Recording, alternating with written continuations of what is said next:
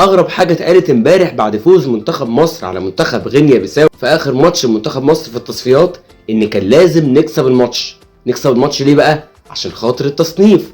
تصنيف ايه يا عم الحاج؟ ده انت لغيت المعسكر بتاع شهر 6 اللي فات عشان خاطر النادي الاهلي. النادي الاهلي اللي بيمثل مصر في كاس العالم، اللي طلع اخر مجموعته ورجع بفضيحه، اللي كل الاعلام صور انها بطوله عظيمه والنادي الاهلي عمل فيها اللي ما يتعملش، والنادي الاهلي لعب فيها ماتشات محدش قدر يلعب زيه. هو فعلا محدش قدر يلعب زيه، الراجل ما كسبش ماتش واحد اصلا في البطوله دي. ولا قبل كده في عهد حسام البدري لغيت برضو المعسكر عشان خاطر النادي الاهلي وماتشاته في افريقيا. ما ينفعش نضغط على النادي الاهلي يا جماعه.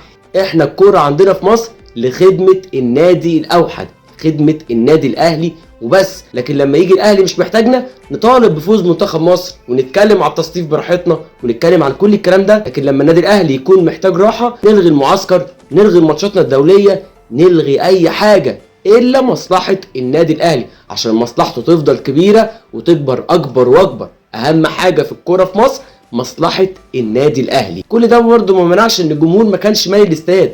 وده ليه؟ عشان الناس متضايقه، الناس مخنوقه. انتوا عودتوا الناس تحب النادي اكتر من المنتخب. الشغف على المنتخب ما بقاش موجود، اتمنع.